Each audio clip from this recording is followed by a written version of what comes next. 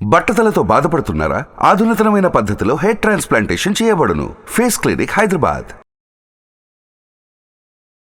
నమస్కారం అనిల్ సింగ్ గారు. నమస్తే శిరీష. సార్, బేసిక్‌గా మనకి తెలుసు life insurance, term insurance and అలాగే హెల్త్ ఇన్స్యూరెన్స్.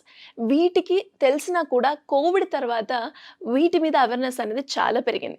బట్ ఎప్పుడైతే ప్రీమియర్ అన్న వర్డ్ వినంగానే వీటికి దూరంగా వెళ్ళిపోతున్నారు అందరూ కూడా. అండ్ అలా కాకుండా వీటిలో మనకి బాగా సెట్ అయ్యేది ఒక మంచి ఇన్స్యూరెన్స్, ఎస్పెషల్లీ యాక్సిడెంటల్ ఇష్యూస్ జరిగినప్పుడు కూడా మనకి ఇన్స్యూరెన్స్ అనేది ఇస్తూ ఉంటారు కదా! అందులో ద బెస్ట్ ఏది? దాన్ని ఎలా చూసుకోవచ్చు అంటారు? కరెక్టే మీరు చెప్పింది శిరీష. ఇన్‌ఫ్యాక్ట్ కోవిడ్ తర్వాత హెల్త్ వైపు అండ్ హైజీన్ వైపు అండ్ సెక్యూర్ లైఫ్ గురించి చాలా ఎక్కువ ఆలోచన అనేది స్టార్ట్ అయింది. అండ్ చాలామంది కూడా దాన్ని ఇంప్లిమెంట్ కూడా చేయడం స్టార్ట్ చేశారు. అదేంటిది ఇంప్లిమెంట్ చేయడం అంటే, లైఫ్ ఈజ్ ప్రెషియస్. ఒక మనం ఎందుకంటే ఈ ప్రపంచంలో మనం ఒక్కరే ఉండము. కాబట్టి మన వెనక ముందు ఒక నలుగురు ఉంటారు. అంటే పేరెంట్స్ ఉంటారు, మ్యారీడ్ అయితే వైఫ్ ఉంటుంది, కిడ్స్ ఉంటారు, ఆర్ ఈవెన్ అన్‌మ్యారీడ్ అయినా కానీ responsibility of brothers and sisters and parents ఉంటుంది. సో ఖచ్చితంగా ఏంటంటే, even if somebody is alone in this world also, ఎవరైతే అంటారు కదా నేను అనాథుడినని, నా గురించి మీరు చెప్పలేదు, 100% అండి. అందరికీ జీవితంలో సేఫ్టీ అండ్ హెల్త్ అనేది చాలా ఇంపార్టెంట్. అలాగే సెక్యూరిటీ ఈజ్ మోస్ట్ ఇంపార్టెంట్. ఎందుకంటే మన నెల నెల అది బిజినెస్ ఇన్కమ్ కానివ్వండి, జీతాలు కానివ్వండి వస్తూ ఉంటుంది. బట్ శాశ్వతం అనేది ఏది లేదు. సో మనం ఏం చేయాలి అంటే, మన ఫ్యూచర్ గురించి ఒక సేఫ్టీ మెథడ్లో ఒక చిన్న బడ్జెట్, అంటే ఎంత చిన్న బడ్జెట్ అంటే, ఫర్ ఎగ్జాంపుల్ ఇప్పుడు టర్మ్ ఇన్సూరెన్స్ పాలసీ అనుకోండి, సంవత్సరానికి ₹1,00,000 మినిమం కట్టాలి. యావరేజ్గా చెప్తున్నాను. ఒకవేళ మిడిల్ ఏజ్లో స్టార్ట్ అయితే, యంగ్ ఏజ్లో స్టార్ట్ అయితే చాలా తక్కువ ప్రీమియం ఉంటుంది. చాలా తక్కువ అంటే కూడా అది కూడా కనీసం 10,000-20,000 వేలు ఉంటుందండి సంవత్సరానికి. అలాగే లైఫ్ ఇన్సూరెన్స్ అనుకోండి, అది కూడా ఒక రీజనబుల్లీ ₹5,000-10,000 ఆర్ ₹1,00,000 వరకు మీకు ఏదైతే ఇన్కమ్ ఉందో ఆ ఇన్కమ్ ప్రకారంగా 10 టైమ్స్ ఎక్కువ తీసుకోవాలి, 100 టైమ్స్ ఎక్కువ తీసుకోవాలి అంటారు. Yes, maybe correct. సో అలాంటి సమ్ ఇన్షూర్డ్ అమౌంట్ తీసుకోవాలి అంటే ప్రీమియమ్స్ కూడా హెవీగా కట్టాల్సి వస్తుంది. మీకు సంవత్సరం అంతా శాలరీ రానివ్వండి, బిజినెస్ ఇన్కమ్ రానివ్వండి, రాకపోనివ్వండి, కానీ ప్రీమియం మాత్రం కట్టాల్సిందే, కట్టి తీరాల్సిందే. So it's like a commitment అనమాట. సో ఈ కమిట్మెంట్ వల్ల ఏమొస్తుందంటే, ఆ మనిషిలో ఒక డిసిప్లిన్ వస్తుంది, భయం అనేది ఉంటుంది. ఎందుకంటే నేను కొన్ని పార్టీలు ఇచ్చుకోవాలా, లేదంటే ఒక పెద్ద ఫంక్షన్ చేసుకోవాలా, లేదంటే పెద్ద హాలిడేకి వెళ్ళాలా, ఇవన్నీ ఆలోచించుకునే ముందు ఫస్ట్ ప్రీమియం కోసం డబ్బులు పక్కన పెట్టాలి. మిగతా తర్వాత అన్ని చూద్దాం. ఫస్ట్ జీతం వస్తే మనకు అదే గుర్తొస్తుంది. అబ్సల్యూట్లీ. అంటే చాలామంది ఏం చేస్తారంటే, ఇప్పుడు సంవత్సరానికి ఒక 24,000 కట్టేది ఉందనుకోండి ప్రీమియం, నెలకు 2,000 చొప్పున సైడ్లో దాన్ని పడేస్తూ ఉంటారనమాట. అది ఎక్కడ దాన్ని రిస్క్ తీసుకోరు. ఎందుకంటే సంవత్సరం అవ్వగానే అదేంటి అప్పుడే అయిపోయిందా 1 ఇయర్, మళ్ళీ కట్టాలా అనే భయం పుట్టుకొస్తుంది అక్కడ. సో ఆ యాంగ్జైటీ వల్ల చాలామంది డిప్రెషన్కి గురవుతారు, టెన్షన్లోకి వెళ్ళిపోతారు. అయ్యో నేను నా ఫ్యామిలీని సెక్యూర్ చేసుకోలేకపోతున్నాను కదా అనేసి. అఫ్కోర్స్ ఇవన్నీ ఉంటాయండి, చాలా common. Now coming to the point, ఇంపార్టెంట్గా ఏంటంటే, బయట మనం ఎప్పుడైతే వెళ్తామో ఆన్ రోడ్, బై వాక్ కానివ్వండి, బై 2 వీలర్ కానివ్వండి, బై 4 వీలర్ కానివ్వండి, పబ్లిక్ ట్రాన్స్పోర్ట్ వాటెవర్, యాక్సిడెంట్స్ అనేది చాలా పెరుగుతూ వచ్చింది. ఎందుకంటే according to the research, Indian traffic police ప్రకారంగా చూసుకుంటే ఎన్ని యాక్సిడెంట్స్ కేసెస్ అంటే అసలు మీరు ఊహించలేనంత. అంటే ఎగ్జాంపుల్ చెప్తానండి, నిజం చెప్తున్నాను, టచ్ వర్డ్. నిన్న రాత్రి నేను ఇంటికి వెళ్ళేటప్పుడు లిటిల్ అవే 4-5 వెహికల్స్ బ్యాక్ ఉన్నాను. నా ముందు ఒక అతను స్లైట్గా లారీకి, అంటే లారీ ఆగుంది, అక్కడ లారీ నడవట్లేదు, అక్కడే ఆగుంది, ఒక అతను లారీని టచ్ చేశాడనమాట. టచ్ చేయగానే అతను 2 వీలర్ పై నుంచి పడిపోయాడు. కింద పడంగానే తలకి బలమైన గాయం తగిలినట్టుంది రాత్రికి. అతనికి హెల్మెట్ కూడా లేదు ఆ టైంలో. Immediately whether he is dead or alive ఎవరికి తెలియదు. ఇమీడియట్గా అంబులెన్స్కి కాల్ చేస్తున్నారు, బట్ హెల్ప్ రావడానికి టైం పడుతుంది. నీళ్ళు చల్లుతున్నారు, మెనీ థింగ్స్ వర్ డన్. పాపం అతను లేవట్లేదని చెప్పేసి మళ్ళీ పక్కకు తీసుకెళ్ళిపోయారు. So this is uncertainty. And నిజంగా ఇది నిన్న రాత్రి జరిగింది నాకు. I was completely shocked. ఎంత భయం వేసిందంటే, ఒక క్షణం కోసము నేను సెక్యూర్డా కాదా ఒక క్షణానికి నాకు అనిపించింది అక్కడ. అంతే కదా. I got goose bumps literally. నేను అంటున్నాను కదా, అంటే ఒక్క క్షణంలో నేను ఏమనుకున్నాను అంటే, లైక్ జనరల్లీ ఇలాంటివి ఏం జరగవు కదా అని చెప్పేసి మనం టేక్ ఇట్ ఫర్ గ్రాంటెడ్ అలాంటి యాటిట్యూడ్. ఎప్పుడైతే మనకి ఎక్స్పీరియన్స్ అవుతామో సార్, అప్పుడు మనం నిజంగా నమ్ముతాం. నేనైతే రాత్రికి చాలా షాక్ అయ్యేసి అనుకున్నాను, థ్యాంక్ గాడ్, ఒకవేళ 2 వీలర్ నడిపిస్తే ఖచ్చితంగా హెల్మెట్ ఉండాలి, కార్ నడిపిస్తే మాత్రం సీట్ బెల్ట్ పెట్టుకొని అట్ రీజనబుల్ స్పీడ్ వెళ్ళాలి. ఏం చేసినా కానీ యాక్సిడెంట్ చెప్పకుండానే వస్తాయి. కానీ we have to be prepared for the worst. ఎందుకు చెప్తున్నాను ఈ మాట అంటే, ఇలాంటి కష్టాలు చెప్పి రావండి. సో అది ఏదైనా కానివ్వండి, పోతే పోనీ అని చెప్పేసేసి ఒక రీజనబుల్ అమౌంట్‌ని మనం పక్కన పెట్టేసుకోవాలి ఎవ్రీ మంత్. అయితే ఇక్కడ గుడ్ న్యూస్ ఉంది. మన ప్రేక్షకుల కోసం ఈ ఇన్స్యూరెన్స్ గురించి ఏదైతే నేను చెప్పబోతున్నానో ఇది ఐపీపీబీ అని చెప్పేసి ఒక సంస్థ ఉంది. అది ఏంటంటే ఇండియన్ పోస్టల్ పేమెంట్స్ బ్యాంక్, అంటే మన ఇండియన్ పోస్ట్ ఆఫీస్. వీళ్ళు టాటా గ్రూప్తో కలిసేసేసి టాటా ఏఐజీ ఇన్సూరెన్స్ వాళ్ళతో కలిసేసేసి ఒక డీసెంట్ యాక్సిడెంటల్ ఇన్సూరెన్స్ పాలసీ తీసుకొచ్చారనమాట. సో ఇందులో కొన్ని add on beautiful kind of riders ఉన్నాయి, ఫీచర్స్ ఉన్నాయి, బెనిఫిట్స్ ఉన్నాయి. అది ఇప్పుడు చెప్తాను. నిజంగా అంటున్నాను, మీరు ఈ వీడియో చూడంగానే ఇమ్మీడియట్గా మీరు ఆన్లైన్లో ఒక పాలసీ తీసేసుకుంటారు.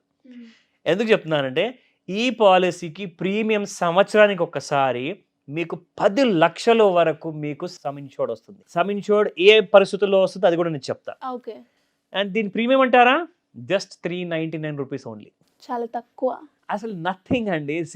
ఒక్కసారికి మనము ఒక చిన్న ఖర్చు చేయాలన్నా కానీ కనీసం ఒక 1000 రూపాయలు 500 రూపాయలు నోట్ తీయాల్సి వస్తుంది ఇప్పుడున్న ప్రజెంట్ సిచ్యువేషన్లో. అబ్సల్యూట్లీ. మీరు అదే 500 నోట్ తీసి ఇన్సూరెన్స్ వాడికి ఇస్తే వాడు ఇంకా మీకు 101 రూపీస్ తిరిగిస్తాడు. So 399 is the only premium అనమాట.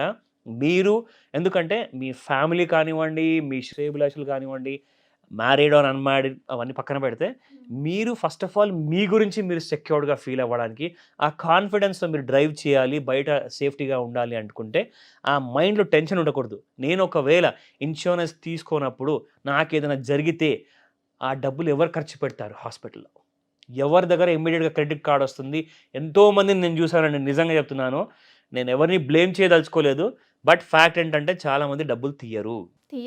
నా ప్రాణం మీదకి వచ్చేసేసింది, నన్ను రక్షించండి అని చెప్పంగానే ఎవరు కూడా సారీ రా నువ్వు ముందే చెప్పాల్సింది, అంటే యాక్సిడెంట్ ముందే చెప్పొస్తుందా? So these are the things. నా coming up to 10 lakh rupees sum insured అమౌంట్కి అసలు ఇది ఏ సినారియోలో ఇవ్వబడుతుంది? ఇది 2 పరిస్థితుల్లో ఇవ్వబడుతుందండి. ఒకటి పర్మనెంట్ డిసబిలిటీ, ఆ యాక్సిడెంట్ జరిగిన తర్వాత ఎలాంటి kind of permanent disability through what ever the reason, maybe accident వల్ల వచ్చింది అనుకోండి, అప్పుడు మీకు సమ్ ఇన్షూర్డ్ అమౌంట్ వస్తుంది. రెండోది, I'm sorry to say but in case of death of the policy holder. And అలాగే సార్ మీరు అన్నారు డిజబిలిటీ అలాగే డెత్ అవుతే మనకి ఇన్సూరెన్స్ వస్తుంది అని. అండ్ అలాగే కొంతమంది కొన్ని సిచ్యువేషన్లో ఏమవుతుందంటే యాక్సిడెంట్ అవుతుంది కానీ డిసబిలిటీ అవ్వరు, బట్ ఆ కండిషన్ మాత్రం చాలా సివియర్గా ఉంటుంది. అలాంటప్పుడు కూడా ఉందా? Very good question Shirisha. In fact ఈ విషయం గురించి ఇంతకుముందు చాలా యాక్సిడెంటల్ పాలసీలో ఇలాంటి డీటెయిల్ లేదు, ఇప్పుడు ఇందులో ఉంది. అదేంటంటే సీరియస్గా గ్రీవియస్లీ ఇంజూర్డ్ పాలసీ హోల్డర్ ఎవరైతే హాస్పిటల్కి చేరుకుంటారో వాళ్ళకి ఇమ్మీడియట్గా ట్రీట్మెంట్ అవసరం, ఎమర్జెన్సీ ఉంటుంది. సో వాళ్ళకి ఇన్ పేషెంట్ ఐపీడీ అంటారన్నమాట, ఇన్ పేషెంట్ ట్రీట్మెంట్ కోసము 60,000 రూపాయల వరకు ఇమ్మీడియట్లీ ఆ ఎమర్జెన్సీ సిచ్యువేషన్లో నుంచి మిమ్మల్ని బయటికి తీయడానికి ఆ ట్రీట్మెంట్ కోసం ఎంత ఖర్చు అయినా, అంటే జనరల్గా ఏంటంటే ఒక 5-10,000 రూపీస్లో అయిపోతుంది, బట్ 60,000 రూపీస్లో అదొక ఎమర్జెన్సీ ట్రీట్మెంట్. అంటే ఫస్ట్ ఆఫ్ ఆల్ మిమ్మల్ని ఫస్ట్ ఎయిడ్ చేసేసి అదంతా బ్లడ్ ఎక్కువగా పోకుండా అవన్నీ చేయడానికి కొన్ని ఖర్చులు ఉంటాయి. అది 60,000 వరకు ఇందులో ఇవ్వబడుతుంది.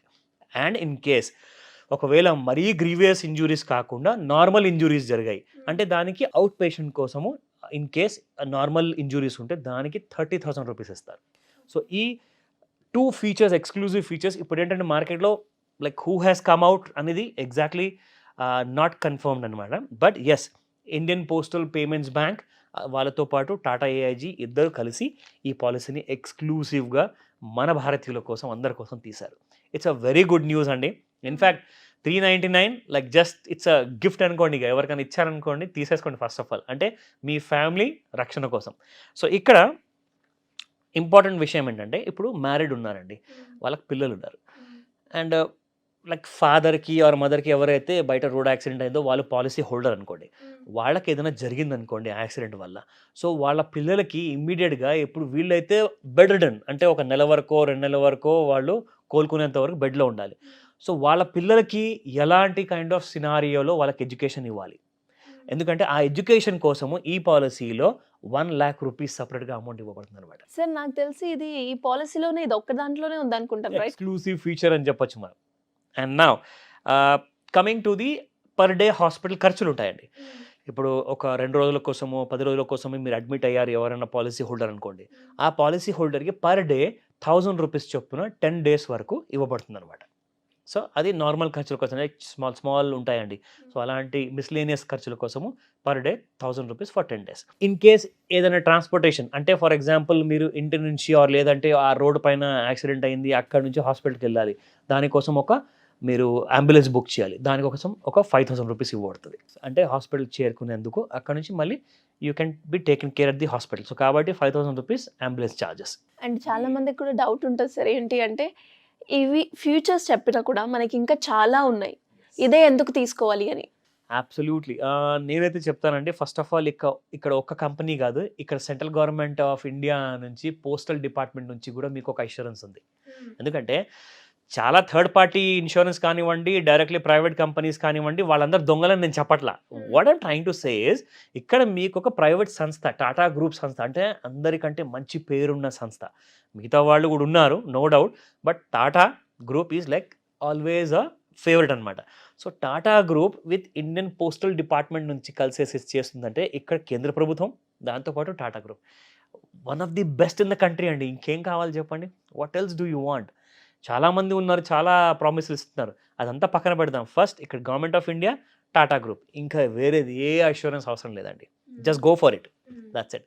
సో ఈ పాలసీ కోసం మీరు ఒకవేళ తీసుకోవాలి అనుకంటే నియరెస్ట్ పోస్ట్ ఆఫీస్కి వెళ్ళిపోండి, అక్కడ మీకు ఈ పాలసీ డీటెయిల్స్ అన్నీ ఇవ్వబడతాయి. You can buy this accidental policy. And documents కూడా ఏమైనా అవసరం అంటారా sir? Of course you need that అండి, తప్పకుండా you need your pan card, Aadhaar card, proof of identity ఉండాలి, అడ్రస్ కోసం కూడా కావాల్సి వస్తాయి డాక్యుమెంట్స్, ఫోటోగ్రాఫ్స్ ఉంటాయండి. So all the details along with your DD అంటారా, చెక్ అంటారా, లేదంటే ఫోన్పే కూడా చేస్తున్నారు ఇప్పుడు ఈ మధ్యలో అంతా యూపీఐ పేమెంట్స్ అయిపోయాయి కాబట్టి you can pay via that.